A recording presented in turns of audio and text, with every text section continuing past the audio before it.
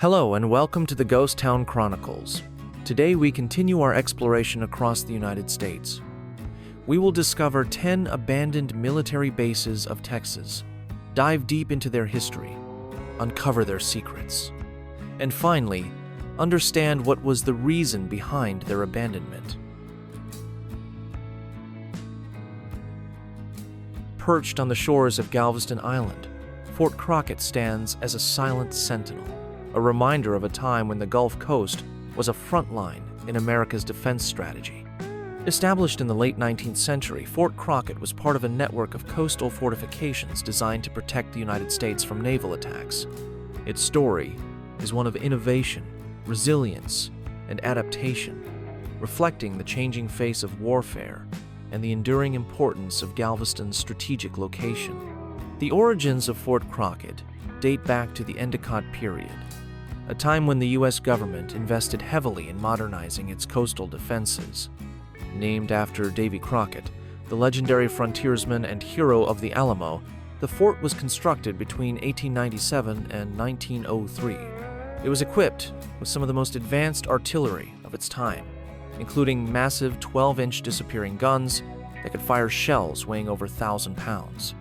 These guns were mounted on rotating carriages, allowing them to emerge from protective bunkers, fire, and then retreat out of sight, a marvel of engineering designed to outwit enemy ships. During World War I, Fort Crockett served as a training ground for artillery units, preparing them for the battlefields of Europe. But it was during World War II that the fort truly came into its own. As the threat of German U-boats loomed in the Gulf of Mexico, Fort Crockett became a critical part of the nation's coastal defense system. Its guns were upgraded, and new fortifications were added to protect against potential air and sea attacks. One of the most dramatic moments in Fort Crockett's history came in 1942, when German U-boats began targeting Allied shipping in the Gulf. Known as the Battle of the Gulf, this campaign saw dozens of ships sunk off the coast of Texas. Fort Crockett's role was to protect the vital shipping lanes and oil refineries that fueled the Allied war effort. While the fort's guns never fired in anger during the war, its presence was a powerful deterrent, helping to secure the Gulf Coast from further attacks. After World War II, Fort Crockett's role began to change. Advances in military technology, particularly the rise of long-range bombers and missiles, made coastal artillery obsolete. By the 1950s, the fort had been decommissioned as an active military installation. But its story was far from over. In the decades that followed, Fort Crockett found new life as a federal research facility. The site became home to the National Marine Fisheries Service, which used the old fort buildings for laboratories and offices. Scientists at the facility conducted groundbreaking research on marine life, helping to advance our understanding of the Gulf's ecosystems. Today, Fort Crockett is a blend of history and modernity. Many of the original fortifications, including the gun emplacements and bunkers, still stand as a testament to its military past. These structures have been preserved as part of the Galveston Island State Park, offering visitors a glimpse into the fort's storied history.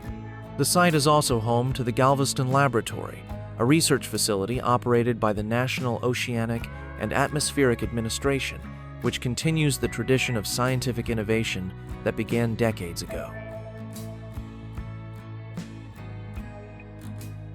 In the heart of Fort Worth, Texas, lies the legacy of Carswell Air Force Base, a place where the roar of B-36 bombers once filled the skies and the Cold War's tensions were felt daily. Established in 1942 as Tarrant Field, the base was renamed in 1948 in honor of Major Horace S. Carswell, Jr., a Medal of Honor recipient who gave his life during World War II. Over its 5 decades of operation, Carswell became a cornerstone of America's strategic air power, a hub for innovation, and a vital part of the Fort Worth community. Carswell's early years were defined by its role in World War II. As part of the Army Air Forces, the base served as a training ground for bomber crews, preparing them for the brutal air campaigns over Europe and the Pacific. But it was in the post-war era that Carswell truly came into its own. With the dawn of the Cold War, the base became home to the 7th Bombardment Wing, equipped with the massive B-36 Peacemaker, the largest bomber ever built at the time. The B-36 was a marvel of engineering, a symbol of America's determination to maintain air superiority in the face of Soviet threats. With a wingspan of 230 feet and the ability to carry nuclear payloads, the B-36 was designed to strike targets thousands of miles away. Carswell's crews trained relentlessly, ready to deploy at a moment's notice as part of the Strategic Air Command, the backbone of America's nuclear deterrence strategy. One of the most fascinating aspects of Carswell's history is its role in Operation Paperclip, the secret U.S. program to recruit German scientists after World War II. Many of these scientists, including rocket pioneer Wernher von Braun, were temporarily housed at Carswell as they transitioned to their new roles in America. Their work would later lay the foundation for the U.S. space program, adding an unexpected chapter to Carswell's legacy. As the Cold War intensified, Carswell continued to evolve. In the 1950s, the base transitioned to the B-52 Stratofortress, a long-range bomber that became the workhorse of Strategic Air Command. Carswell's crews flew missions around the globe, from the Arctic Circle to the jungles of Southeast Asia, always ready to respond to the call of duty. The base also became a center for aerial refueling, with its KC Stratotankers extending the reach of America's bombers and fighters. But by the 1990s, the winds of change were blowing. The end of the Cold War led to a reduction in military spending, and Carswell's aging infrastructure was becoming increasingly costly to maintain. In 1993, after more than 50 years of service, Carswell Air Force Base was officially closed as part of the base realignment and closure process. For the Fort Worth community, the closure was a bittersweet moment, a recognition of changing times, but also the end of an era. Yet, Carswell's story didn't end there. Today, the former base has been transformed into Naval Air Station Joint Reserve Base Fort Worth, a shared facility that supports military operations while also serving as a hub for civilian aviation. The site is home to the Lockheed Martin F-35 production facility, where cutting-edge fighter jets are built, ensuring that Carswell's legacy of innovation lives on. The base's historic hangars and runways have also found new life as part of the Fort Worth Alliance Airport, a bustling cargo hub that supports businesses and industries across the region. Meanwhile, the Vintage Flying Museum, located on the former base, preserves Carswell's aviation heritage, showcasing vintage aircraft and telling the stories of the men and women who served there. Nestled along the banks of the Rio Grande in Laredo, Texas, Fort McIntosh stands as a testament to the turbulent history of the American frontier. Established in 1849, just 3 years after the end of the Mexican-American War, the fort was built to protect the newly established border between the United States and Mexico.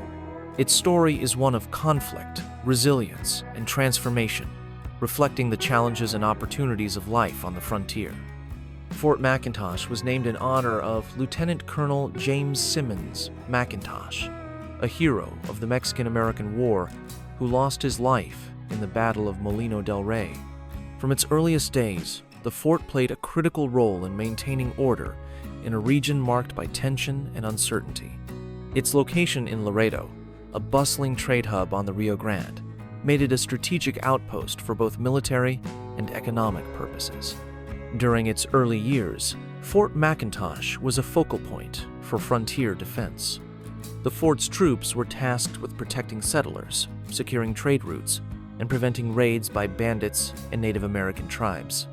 Life at the fort was harsh and demanding, with soldiers enduring scorching summers, harsh winters, and the constant threat of conflict. Despite these challenges, the fort became a symbol of stability in a rapidly changing region. One of the most dramatic chapters in Fort McIntosh's history came during the Civil War. In 1861, as Texas joined the Confederacy, the fort was seized by Confederate forces. For the next 4 years, it served as a supply depot and training ground for Confederate troops. However, in 1865, as the war drew to a close, Union forces recaptured the fort, marking the end of its Confederate occupation. After the Civil War, Fort McIntosh resumed its role as a frontier outpost. It became a key base for the Buffalo Soldiers, the African-American regiments of the U.S. Army who played a vital role in securing the West. These soldiers patrolled the border, built infrastructure, and protected settlers, earning a reputation for discipline and bravery. Their presence at Fort McIntosh is a reminder of the often overlooked contributions of African Americans to the nation's history. By the late 19th century, the frontier era was coming to an end, and Fort McIntosh's military significance began to wane. The fort was officially decommissioned in 1946, after nearly a century of service. But rather than fading into obscurity, it found new life as an educational institution. In 1947, the site was transferred to the Laredo Independent School District, which established Laredo Junior College on the former fort grounds. Today, the college is a thriving institution that serves thousands of students, offering a wide range of academic and vocational programs. Many of the fort's historic buildings have been preserved and repurposed for educational use, blending the past with the present in a way that honors Fort McIntosh's legacy. One of the most striking features of the campus is the Fort McIntosh Historic District, which includes several original buildings, such as the guardhouse, barracks, and officers' quarters. These structures have been carefully restored and are open to the public, offering a glimpse into the fort's storied past.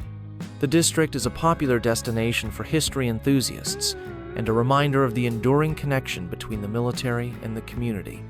Fort McIntosh's story is one of adaptation and endurance.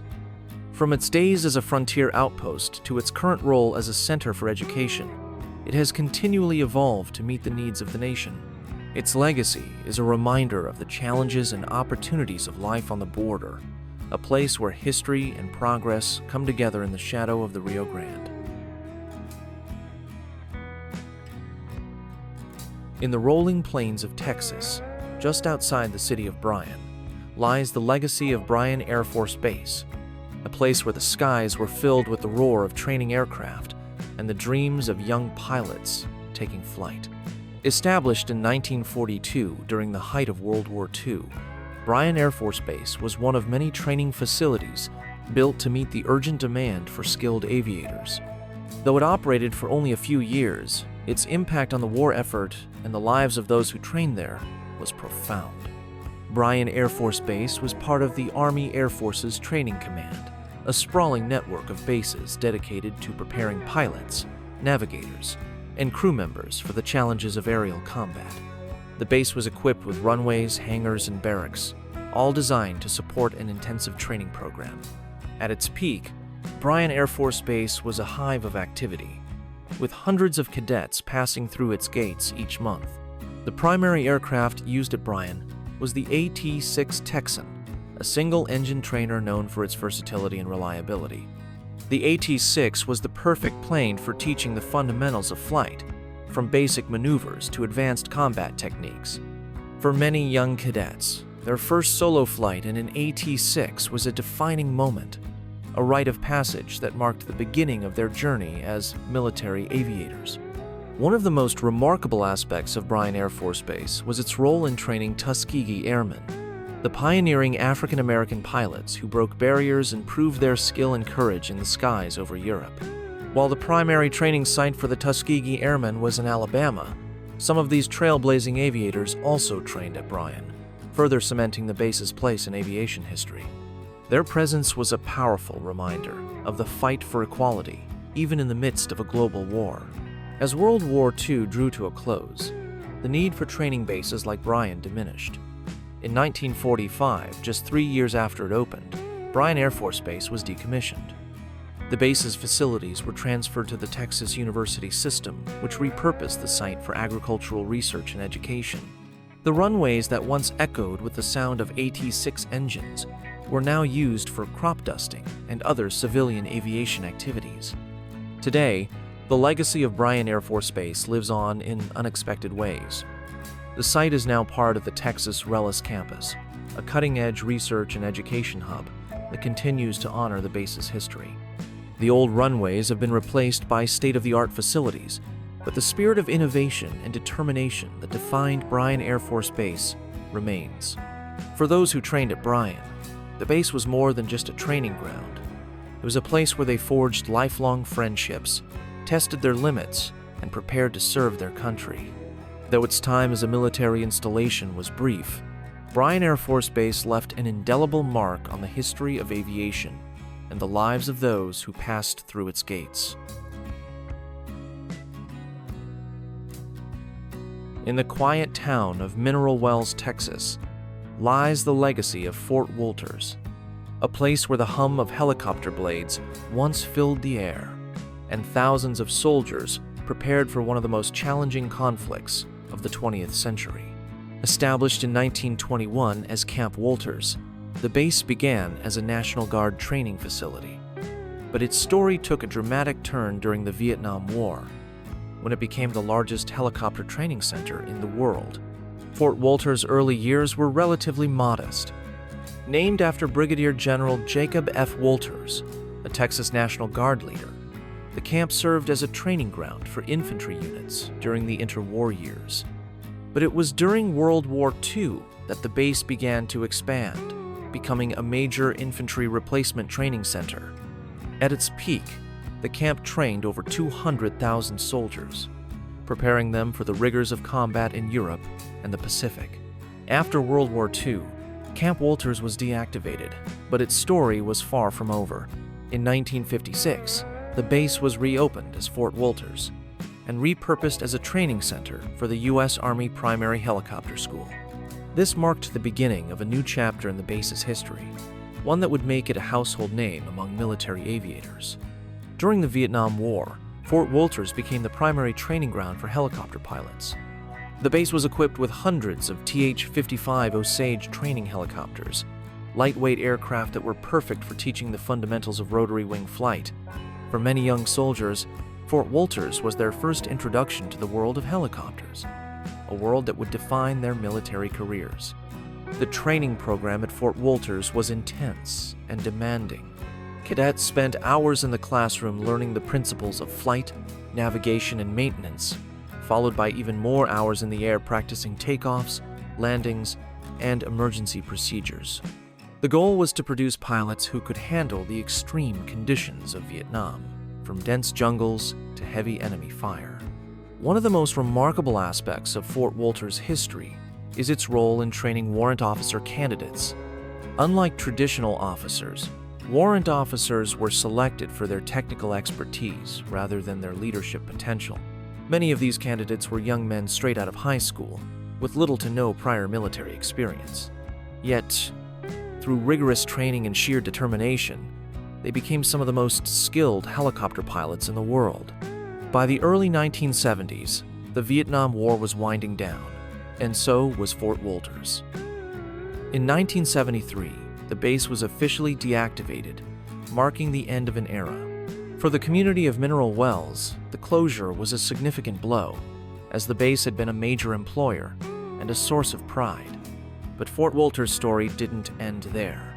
Today, the site has been repurposed as Lake Mineral Wells State Park and Pennyroyal Station, a mixed-use development that includes residential, commercial, and recreational spaces. The old helicopter pads and training facilities have been replaced by hiking trails, picnic areas, and a vibrant community center. One of the most striking reminders of Fort Wolters' past is the National Vietnam War Museum, located nearby.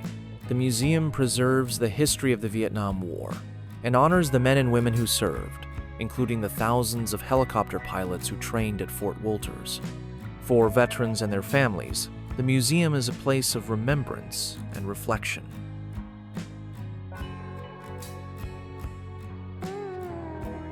On the windswept shores of Galveston Island, Fort Travis stands as a silent sentinel, a reminder of a time when the Gulf Coast was a front line in America's defense strategy. Established in the late 19th century, Fort Travis was part of a network of coastal fortifications designed to protect the United States from naval attacks. Its story is one of innovation, resilience, and adaptation, reflecting the changing face of warfare and the enduring importance of Galveston's strategic location.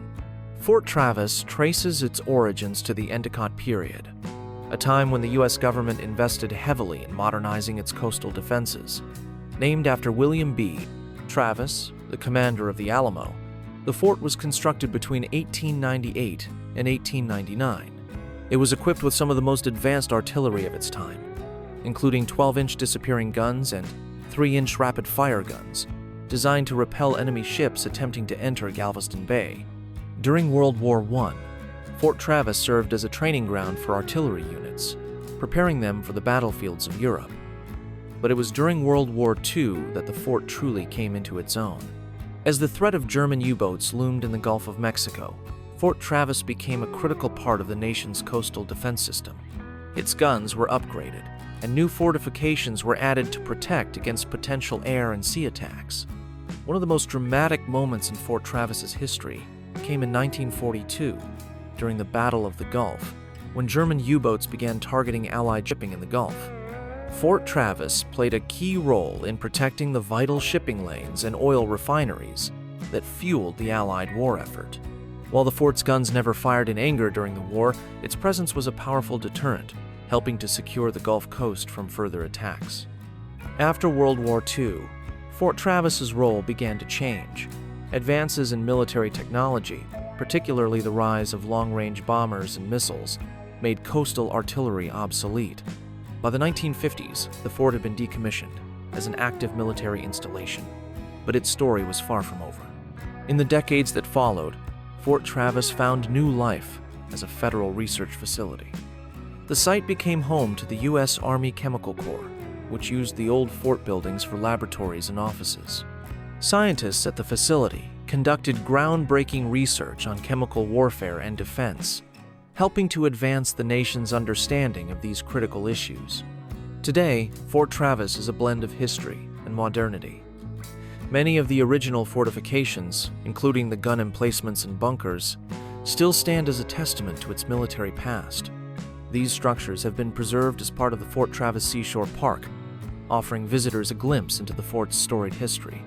The park is a popular destination for history enthusiasts and nature lovers alike, with its scenic views of the Gulf and its well-preserved historic sites.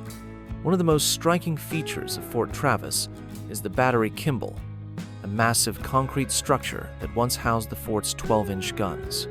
Today, Battery Kimball is open to the public, allowing visitors to explore its dark, echoing chambers and imagine what life was like for the soldiers who served there. From its days as a coastal defense fort to its current role as a public park, it has continually evolved to meet the needs of the nation. Its legacy is a reminder of the importance of vigilance, innovation, and the enduring connection between land and sea.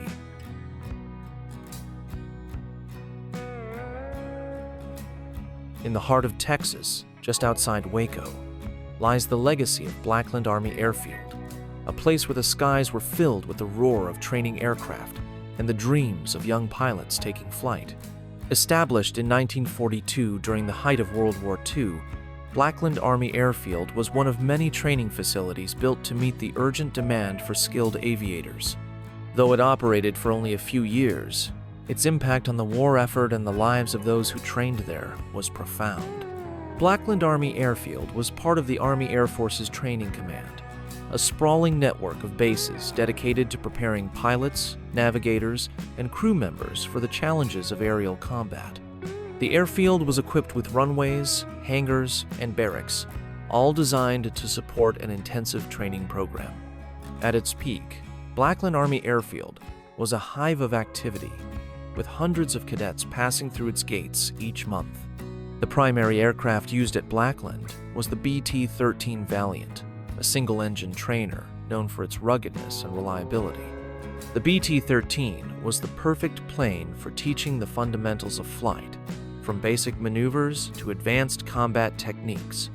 For many young cadets, their first solo flight in a BT-13 was a defining moment, a rite of passage that marked the beginning of their journey as military aviators. One of the most remarkable aspects of Blackland Army Airfield's history is its role in training women Air Force service pilots, the pioneering female pilots who broke barriers and proved their skill and courage in the skies. While the primary training site for the women Air Force Service pilots was in Sweetwater, Texas, some of these trailblazing aviators also trained at Blackland, further cementing the airfield's place in aviation history. Their presence was a powerful reminder of the fight for equality, even in the midst of a global war. As World War II drew to a close, the need for training bases like Blackland diminished. In 1945, just 3 years after it opened, Blackland Army Airfield was decommissioned. The airfield's facilities were transferred to the city of Waco, which repurposed the site for civilian use. The runways that once echoed with the sound of BT-13 engines were now used for general aviation and crop dusting. Today, the legacy of Blackland Army Airfield lives on in unexpected ways. The site is now part of the Texas State Technical College Waco campus, a cutting-edge educational institution that continues to honor the airfield's history. The old runways have been replaced by state-of-the-art facilities, but the spirit of innovation and determination that defined Blackland Army Airfield remains. For those who trained at Blackland, the airfield was more than just a training ground. It was a place where they forged lifelong friendships, tested their limits, and prepared to serve their country. Though its time as a military installation was brief, Blackland Army Airfield left an indelible mark on the history of aviation and the lives of those who passed through its gates.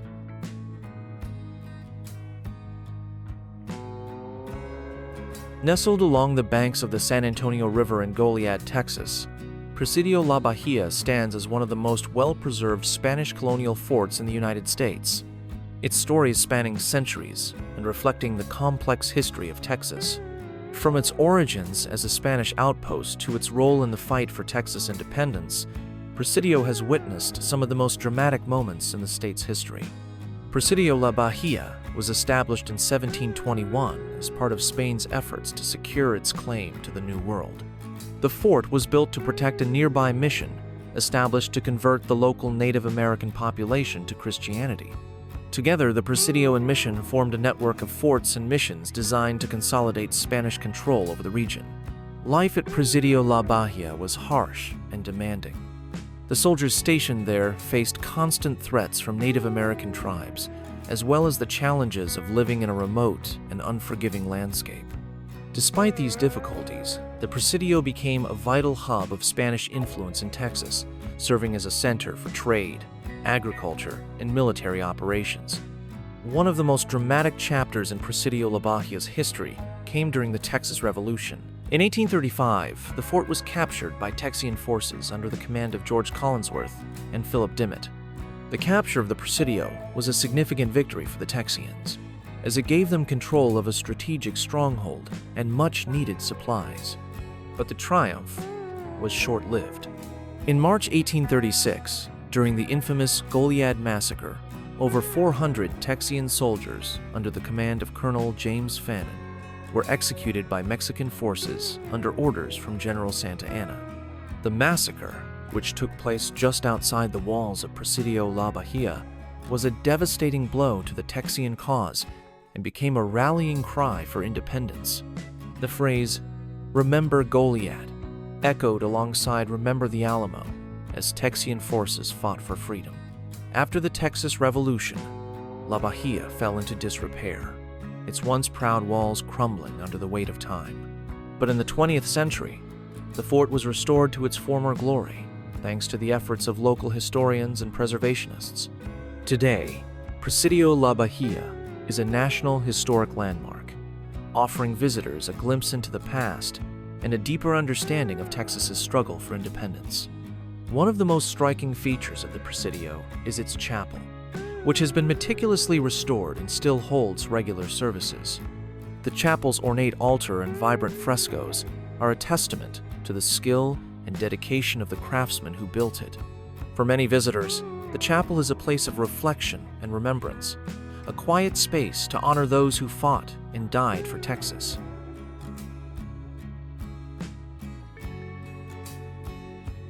In the rolling plains of North Texas, just outside the city of Sherman, lies the legacy of Perrin Air Force Base, a place where the skies were filled with the roar of training aircraft and the dreams of young pilots taking flight.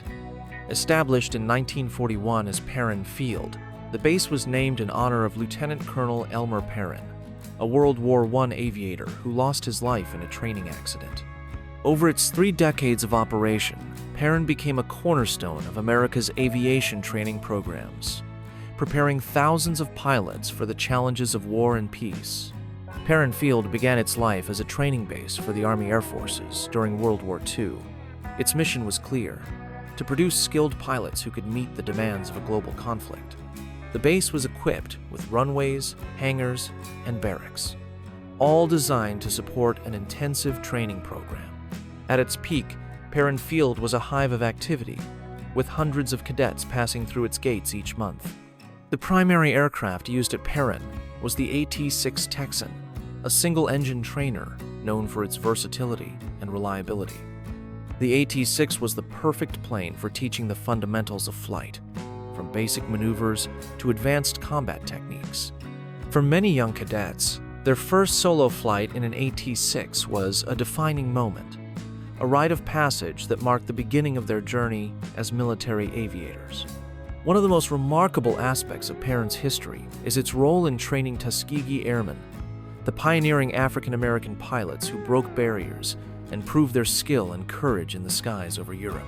While the primary training site for the Tuskegee Airmen was in Alabama, some of these trailblazing aviators also trained at Perrin, further cementing the base's place in aviation history.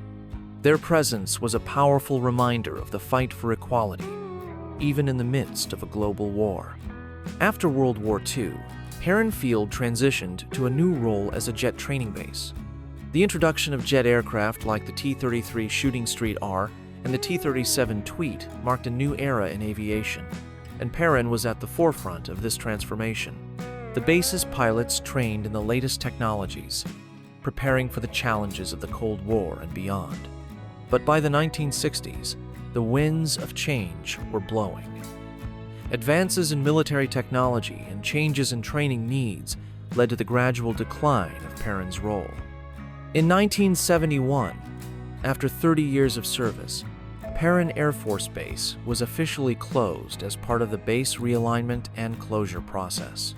For the community of Sherman, the closure was a bittersweet moment, a recognition of changing times, but also the end of an era. Yet Perrin's story didn't end there. Today, the former base has been transformed into Perrin Field Industrial Air Park, a thriving hub for aviation and industry. The old runways and hangars have been repurposed for civilian use, supporting businesses and providing jobs for the local community. The site is also home to the Perrin Air Force Base Historical Museum, which preserves the base's history and honors the men and women who served there.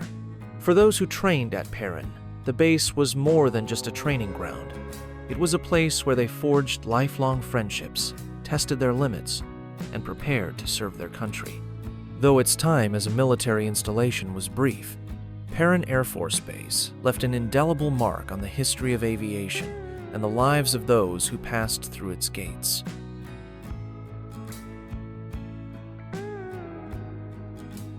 In the coastal plains of Texas, just outside the town of Hitchcock, lies the legacy of Camp Wallace, a place where soldiers trained for the challenges of World War II and the local community rallied to support the war effort. Established in 1942, Camp Wallace was one of many training facilities built to meet the urgent demand for skilled military personnel. Though it operated for only a few years, its impact on the war effort and the lives of those who trained there was profound. Camp Wallace was named in honor of Colonel Elmer J. Wallace, a World War I veteran and Texas National Guard officer. The camp was part of the United States Army's Coast Artillery Corps, tasked with defending the nation's shores from potential enemy attacks. Its location near Galveston Bay made it an ideal site for training soldiers in coastal defense tactics, including the operation of heavy artillery and anti-aircraft guns. Life at Camp Wallace was rigorous and demanding. Soldiers underwent intense training in marksmanship, gunnery, and tactical maneuvers, preparing for the possibility of defending the Gulf Coast from enemy forces. The camp's facilities included barracks, training grounds, and even a small airfield, all designed to simulate the conditions of real combat. One of the most remarkable aspects of Camp Wallace's history is its role in training African American soldiers. At a time when the U.S. military was still segregated, Camp Wallace provided opportunities for African American troops to serve and train alongside their white counterparts.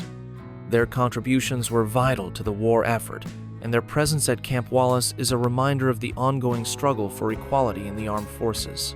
As World War II drew to a close, the need for coastal defense training diminished. In 1945, just 3 years after it opened, Camp Wallace was decommissioned. The camp's facilities were transferred to the U.S. Navy, which repurposed the site for a variety of uses, including as a storage depot and a training center for naval personnel. But Camp Wallace's story didn't end there. Today, the site is part of the Hitchcock Independent School District, which has repurposed the old campgrounds for educational and community use.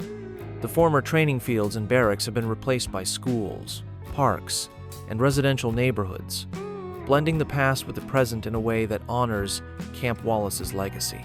One of the most striking reminders of Camp Wallace's past is the Hitchcock Museum and Veterans Memorial, which preserves artifacts and stories from the camp's history.